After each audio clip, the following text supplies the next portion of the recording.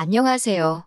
시어머니도 아니고 시이모 때문에 결혼 생활에 회의감을 느끼게 된 30대 여성입니다. 남편과는 오랫동안 알고 지낸 사이예요. 처음 알게 된 건 대학교에 들어가고 얼마 지나지 않아 가입했던 동아리에서였지요. 남편은 군대에서 막 전역한 선배였고 신입생이었던 제 눈에는 그런 남편이 꽤나 어른스럽게 보이더군요. 하지만 그때만 해도 그냥 선후배 사이로 적당한 거리를 유지하며 지냈지 같이 술자리는커녕 밥 한 번 먹어본 적이 없었네요. 그런 남편과 사귀게 된 건 졸업 후 취업을 하고도 한참이 흘러서였습니다. 남편이 제가 일하는 곳에선 멀지 않은 새로운 회사로 이직을 해왔거든요. 반갑기도 하고 여러 가지로 상황이 맞아떨어지다 보니 이후로 자주 만나서 그간 서로 놓쳤던 안부와 소식들을 나누기 시작했지요. 이후로 조금씩 빠르게 가까워져 반년 만에 연인 사이가 되었고 결혼까지 약속하게 되었답니다. 남편이 중학교에 들어가고 얼마 지나지 않았을 무렵 아버님께서 세상을 떠나셨어요. 하지정맥 수술을 위해 입원을 하셨는데 수술 직후 의식불명 상태가 되었다가 2달을 못 채우고 돌아가셨다고요. 지금 생각해보면 의료사고였던 것 같은데 당시만 하더라도 의료사고라는 단어 자체가 잘 쓰이지도 않았고 그래서 따져야 한다는 생각은 아예 해보지도 못했답니다. 이후로 남편은 어머님과 단둘이 살았는데 그나마 다행이었던 건 조부모님께서 한동안 경제적으로 많이 도와주셨다대요. 하지만 남편이 고등학교를 졸업하던 시기에 어머님께 남자가 생겼고 한 동네에 살고 계시던 조부모님 귀에도 그 소식이 들어갔습니다. 이후로 조부모님의 지원은 자연스레 끊어지게 되었고 어머님은 그 남자와 살림을 차리셨대요. 반면 서울에 있는 대학에 합격한 남편은 자의반 타의반으로 혼자 서울로 올라왔어요. 그리고 그때 어머님의 언니, 그러니까 남편에게는 이모였던 시이모가 남편더러 당신 집에 들어와 지내라고 하셨고요. 한푼이 아쉬웠던 남편 입장에서는 거절할 수 없는 제안이었지요. 하지만 시이모 집에서 사는 건 녹록지 않은 일이었습니다. 시이모가 남편의 방이라고 내준 곳은 창고이자 옷방처럼 쓰이는 코딱지만한 방이었대요. 얼마나 잡동사니들이 많이 있었는지 대각선으로 눕지 않으면 다리를 쭉 펴고 누울 수도 없었다고요. 식사 역시 젊은 놈이 삼시세끼를 다 챙겨 먹으려 드냐며 처음부터 먹는 걸로 그렇게 눈치를 줘서 시이몬에서 밥 먹은 횟수가 한 달에 10번이 채 되지 않을 정도였다고요. 그나마도 라면이 대부분이었어요. 그런데도 시이모는 시이모부한테 자기 면이 안 선다며 아르바이트를 하며 학비와 생활비를 벌던 남편에게서 돈을 가져가기 일쑤였답니다.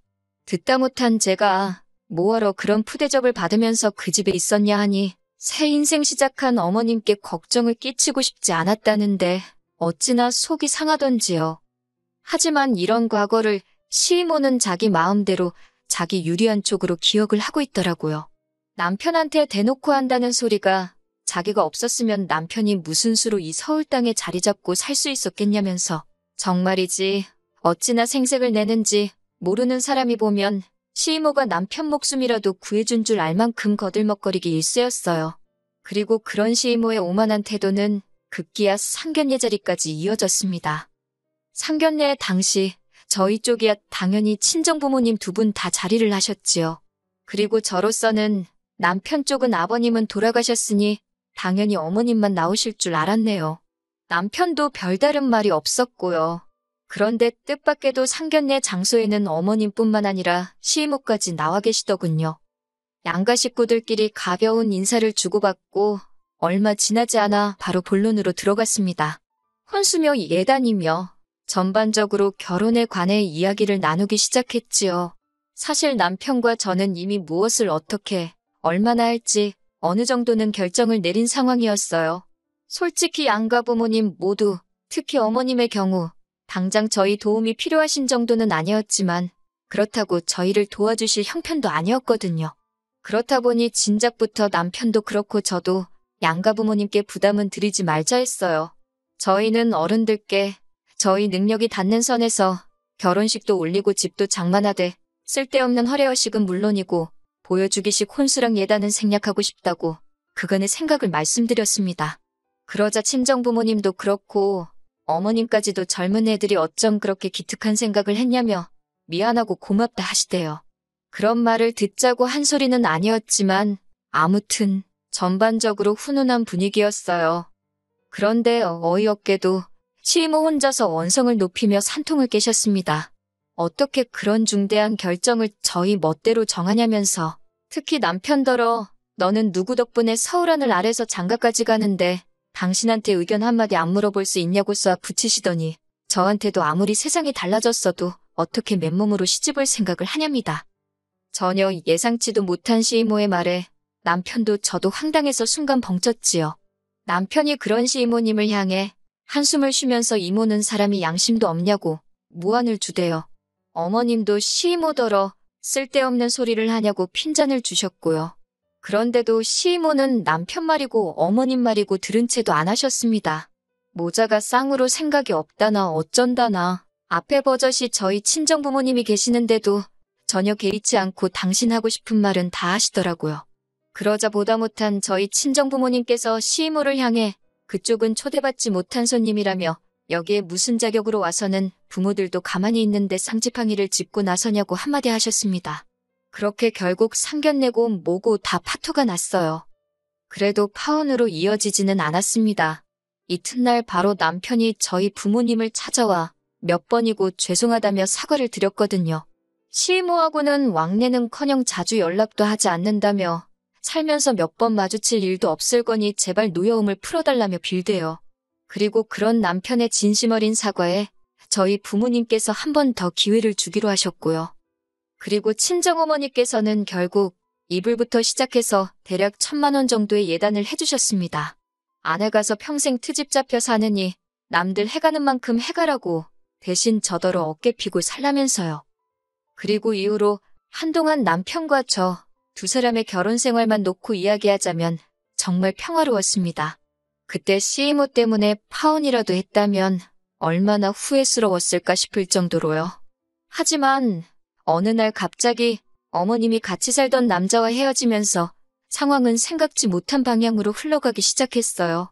특히 어머님께서 당신이 사실 여윳돈이 7,000만 원 있다며 그걸 저희한테 주는 대신 앞으로 같이 살고 싶다 하셨을 땐 너무 당황스러워서 해야 할 바를 모르겠더군요. 하지만 상황은 생각보다 싱겁게 종료되는 듯 했습니다. 어떻게 해야 하나 고민하던 저와 달리 남편이 나서서 단박에 싫다 했거든요. 이제껏 따로 잘 살았는데 갑자기 왜 살림을 합치자는 거냐며 어머님더러 그 돈으로 차라리 당신 살 곳을 구하라 했다대요. 어머님은 몹시 서운한 눈치셨지만 남편이 완강한 태도로 버티니 어쩔 수 없다는 듯 알겠다 하셨다고요. 그리고 저는 그때만 하더라도 어머님께서 사시던 동네 그 어디쯤에 당신의 거처를 마련하실 줄 알았습니다. 그런데 이후로 한 2주나 지났을까요? 어머님께서 저희 신혼집에서 차로 10분 정도 걸리는 곳에 반월세로 집을 얻으셨다며 이사를 오셨네요. 그런데 이 소식을 알게 된 시이모는 이때다 싶었는지 또다시 이러쿵저러쿵 간섭을 시작했습니다.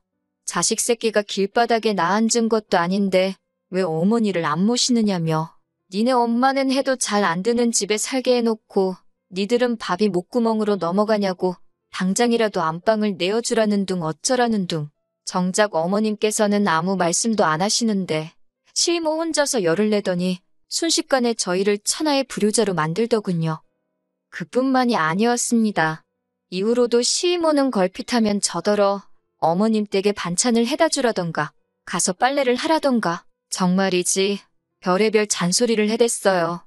사실 어떻게 들릴지 모르겠지만 한창 직장에서 이리 깨지고 저리 깨지며 일하고 있는데 그런 전화까지 받으면 하루 종일 기분이 더럽거든요. 그래서 나중에는 일부러 전화를 안 받고 문자에 답장도 늦게 했네요. 그런 와중에 기어이 저와 시이모가 부딪히고 말았습니다. 그날은 제가 몸이 영 좋질 않아서 병가를 내고 집에서 쉬고 있었어요. 그런데 뜬금없이 시이모한테 전화가 걸려오대요. 보나마나 또 괜한 트집을 잡아서 잔소리를 하려나 보다 싶어 안 받을까 했지만 동시에 혹시나 어머님께 무슨 일이라도 있는가 싶어서 결국 일단은 전화를 받았습니다. 그랬더니 기껏 시이모가 한다는 말이 지금 저희 집 근처를 지나가는데 배가 고프다며 저희 집에서 밥을 먹고 가야겠답니다. 가뜩이나 몸도 안 좋아서 한껏 예민해진 상황이었고 집에 뭐 대접할 만한 것도 없고 결국 제가 시이모더러 죄송하지만 제가 너무 몸도 안 좋고 집에 마땅히 음식도 없으니 다음에 오시라 했습니다. 그러자 시이모가 언짢았는지 차가운 목소리로 알았다 한마디를 내뱉고는 전화를 뚝 끊어버리대요. 뒤끝이 장난 아닌 시이모가 전화를 그러고 끊었으니 솔직히 시이모를 달래줘야 하나 싶었지만 뜬금없이 저희 집에 밥을 먹으러 오겠다니 저희 집이 무슨 기사식당도 아니고 저도 기분도 나빠서 결국 다시 전화를 걸진 않았습니다. 나중에 혹시라도 말이 나오면 그때 잘 설명을 해야겠다. 그렇게 생각하고 말았네요. 그리고 그 이후로 한 2시간쯤 지났을 때인가 친정어머니가 연락도 없이 오셨습니다. 아파서 회사도 못 갔다는 소리에 걱정이 돼서 전복죽을 써 오셨다고요. 그리고 막 한입 뜨려는 때에 다시 시임으로부터 연락이 왔습니다. 친정어머니도 보고 계신데 전화를 안 받기도 그래서 전화를 받으니 시이모가 한다는 말이 대뜸 생각할수록 괘씸하다며 빽하고 소리를 지르는 거예요. 그 목소리가 어찌나 크던지 친정어머니까지 깜짝 놀라서 소리 지른 게 누구냐 물으셨는데 순간 시이모도 친정어머니의 목소리를 들었고 양쪽에 서로를 소개 아닌 소개를 시키자 시이모가 저더러 아파 죽겠다며 자기는 못 오게 하더니 니네 엄마는 불러들였냐며 저더러 웃기는 애랍니다. 그러면서 저더러 친정어머니 앞에서 혼이 나야 그 버르장머리가 고쳐지지 않겠냐며 대뜸 전화에다 대고 화를 내기 시작하더군요. 말대꾸를 해대는 거 보니까 멀쩡하면서 죽을 병에 걸린 것도 아닌데 시이모가 온다고 하면 얼른 오라고 하고 하다못해 김치밖에 없어도 밥을 차려주는 게 맞는 거 아니냐면서 저더러 예의도 모르고 경우도 없대요. 게다가 당신은 시어머니의 언니니까 따지고 보면 어머님보다 더 높은 사람인데 저더러 자기를 뭘로 보고 어떻게 그따위로 행동을 하냐고요. 그리고 나서도 한참을 무슨 입에 따발총이라도 달린 거 마냥 어찌나 따다다다 당신 말만 쏟아내던지 저한텐 단 1초도 해명할 틈조차 주질 않더라니까요. 한바탕 폭풍우가 지나간 듯한 시이모의 전화가 끊어지고 저는 졸지에 그것도 친정어머니 앞에서 수모를 겪었다는 생각에 저도 모르게 눈물을 흘렸습니다. 그런 저더러 친정어머니께서 전 잘못한 거 없다며 울지 말라셨고요. 그러더니 바로 사위인 남편에게 전화를 걸어 시이모와 있었던 일을 설명하셨습니다. 그리고 남편더러 퇴근 후 최대한 빨리 집으로 오라며 시이모 전화번호도 물어보시대요. 얼마 후 친정어머니의 전화인 걸 알고 받은 건진 모르겠지만 하여튼 시이모가 전화를 받더군요. 친정어머니께서 시이모한테 시댁 식구도 한 달이 건너야 하는 사이면 천리만큼 먼 거라며 그것도 모르냐고 따지셨어요. 그러면서 별것도 아닌 걸로 어른 행세하려 들지 말라며 추접스럽고 꼴사납다고 뭐라 하시더니 경우고 예의범절이고 나이는 어디 콧구멍으로 먹었냐며 경거망동하지 말라고 그래봤자 애들이 비웃기나 하지 안 무서워한다셨지요. 부들거리는 시이모의 모습이 전화기 너머로 선명히 그려지는데 친정어머니께선 시이모가 했던 것처럼 당신 할 말만 하고 전화를 그냥 끊어버리셨습니다. 그리고 곧이어 사돈인 어머님께도 전화를 하셔서는 내 딸이 뭐가 아쉬워서 시어머니 하나로도 부족해 시이모 눈치까지 보고 살아야 하냐고 이럴 거면 그냥 애들 이혼시키겠다 하시대요. 그러자 어머님께서 만나서 이야기하자 하시더니 정말 30분도 걸리지 않아 저희 집으로 오셨습니다. 그리고 저희 친정어머니를 보자마자 죄송하다고 당신 언니가 왜 그러는 건지 당신도 모르겠다며 아무튼 앞으로는 시이모하고 제가 마주치는 일은 다신 없을 거라고 이번 한 번만 이해 좀 해달라고 사정을 하시더라고요. 사실 어머님께서는 당신 아들인 남편이 시이모한테 당한 서름을 나중에서야 아셨는데 그럼에도 불구하고 시이모한테도 제대로 따지지도 못하셨대요. 그래서 더 남편한테 미안한 마음을 가지고 계셨고 남편을 좀 어려워하셨지요. 하지만 그 이튿날 토요일 점심 무렵이었어요. 이번엔 그냥 전화가 아니라 아예 시이모가 저희 집으로 쫓아왔습니다. 저더러 네가 뭔데 당신 자매 사이를 끊어놓으려 하냐며 악을 쓰시대요. 그러자 저희 남편이 어이가 없다는 듯 시이모를 앞에 세워두곤 어머님께 전화를 드렸습니다. 그리고는 모두가 들을 수 있게 스피커폰을 켜고서는 시이모가 또 찾아와서 우릴 괴롭힌다고 이야기를 하더군요. 그러자 전화기 너머로 어머님께서 시이모한테 악을 쓰셨습니다. 왜 남의 아들 며느리를 잡아먹질 못해 안달이냐며 제발 관심 좀 끄라고요. 그러자 시이모님은 자기 속도 모르고 그런다며 네가 이렇게 물러터지니까 며느리 주제. 시어머니고 시이모고 무서운 줄 모르고 따박따박 말대꾸하고 친정엄마라는 사람까지 지잘난 척을 한다는 겁니다. 그러자 어머님이 시이모더러 언니는 그렇게 잘나서 명절에도 며느리고 사위고 찾아오지도 않냐고 쏘아붙이는데 그 이야기를 듣곤 정말이지 뒤통수를 한 대 맞은 기분이더라니까요. 그리고 이후로 한 일주일이나 지났을까요? 친정집으로 시이모가 한우의 과일에 꽤나 바리바리 선물을 보내셨더군요. 그리고는 장문의 문자로 당신이 나이 먹고 괜한 주책을 부렸다며 막말해서 미안하다. 마음에 담아두지 말랍니다. 자기는 저희 부부랑 잘 지내고 싶다나요. 솔직히 어디까지가 진심인지 모르겠더라고요. 하지만 결론부터 이야기하자면 일단은 그렇게 상황은 일단락되었습니다. 친정어머니께서 말씀하시길 어찌됐건 시이모란 사람이 먼저 숙이고 들어온 만큼 당분간은 별탈 없을 거라셨지요. 솔직히 완전히 상황이 나아진 건 아닙니다. 더는 말을 안 해서 그렇지 누구 하나 개운한 사람은 없는 것 같거든요. 시간이 해결해줄 문제가 될지 금세 얼마 못 가 다시 반복되는 일일지는 지켜봐야만 알겠지요. 그래도 일단은 한 곱이 넘겼다 생각하고 지내고 있습니다. 솔직히 어머님한테는 유일한 혈육이나 다름없으니 저 때문에 두 분이 어색해지는 것도 싫고 그리고 자매끼리 평생 안 보고 산다? 적어도 저한텐 불가능한 일처럼 보여요.